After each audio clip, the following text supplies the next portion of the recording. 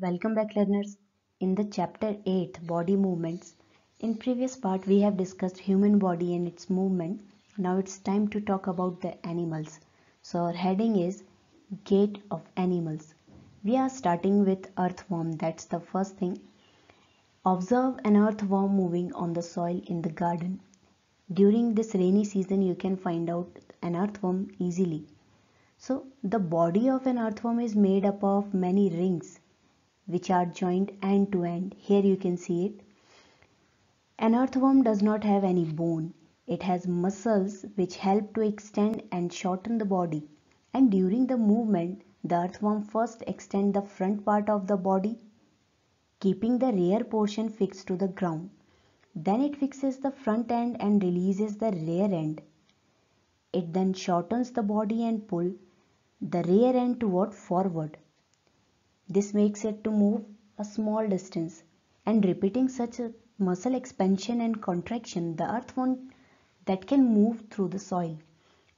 And one more important thing is its body secretes a slimy substance that helps in movement. Now students, under the body of an earthworm, it has a large number of tiny hair-like structures that are called bristles, and they connect with the muscle. These hair-like structure help it to get good grip on the ground. So in this manner an earthworm moves.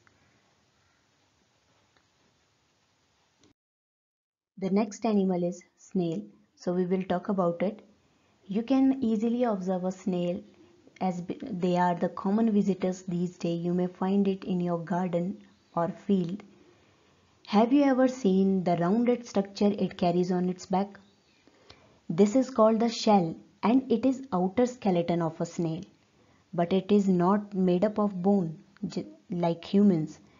The shell is a single unit and it does not help in moving from place to place. It has to be dragged alone.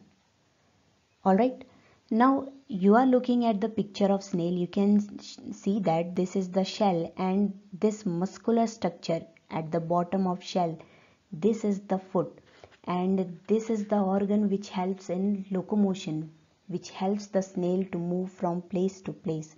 It is a very strong muscle and help in body movement. The next thing which we are talking about is cockroach. Students, cockroaches walk and climb as well as fly in the air. They have three pairs of legs. These help in walking. The body is covered with a hard outer skeleton. There are two pair of wings that are attached to the body just behind the head. Here in this portion, the cockroach have distinct muscles. Those near the legs move the leg for walking, and the body muscles move the wings when cockroach flies. So in this manner a cockroach can walk, climb, even it can fly. Now we will talk about the birds. Birds fly in the air and walk on the ground. Some birds like ducks, swan, they can even swim in the water. Now students, the bird can fly because their bodies are well suited for flying. Their bones are hollow and light, and such bones are called pneumatic bones. Now, the forelimb of a bird they has been modified into wings which help in flight, and their hind limb, the back legs you can even say that, they help in walking and perching. Now, the shoulder bones they are very strong, and the breastbone they are modified to hold the muscles of flight which are used to move the wings up and down. So in this manner a bird has been designed, it has been modified for a flight. Now we will talk about the fish. First of all, they are having streamline shape that help in locomotion. You must be puzzled with this word streamline, so let me explain it. The head and the tail of fish are smaller than the middle portion of their body. The body tapers at both of the end, and this is known as streamline shape. Now the shape is such that the water can flow around it easily and allow the fish to move in water. The skeleton of a fish is covered with strong muscles, and during swimming Muscles make the front part of body curve to one side and the tail part swings toward opposite side. Alright. Now the fish form a curve and this curve helps them to move. This make a jerk and push the body forward, and a series of such jerk make the fish to swim ahead. So for this was the first thing. Now their fins and tail, they also help in their movement. Fish have fins on the body and they are mainly helpful to keep balance of body and to keep direction while swimming. So in this manner a fish can move. Now we will understand, students, how do snakes move.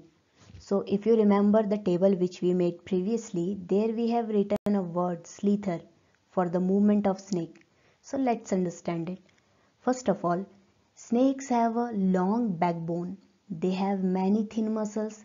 They are connected to each other even though they are far from one another. Muscles also interconnect the backbone, ribs and skin. Now the snake's body curves into many loops. Here you can see those loops. Each loop of snake give it forward push by pressing against the ground. Since its long body made up of many loops and each loop give it a push, in this manner a snake move forward very fast, but it do not move in straight line. Now we have seen the body movement in various animals, and that is very different from the movements that has been shown by human body. So at last we will talk about yoga for better health. Yoga is an invaluable gift of ancient Indian tradition, and you must know United Nations has declared 21st June as International Day of Yoga. It keeps a person healthy and it's good for your mental and physical health. So you can do various types of yogas depending on your choice, and it's good to do it. Alright student, so it will keep your body posture correct and it will give you relief from any pain and any other issues. So you can do yoga under supervision of your parents or some other adults. So that's all for today, students. Keep learning, keep asking. This chapter ends here.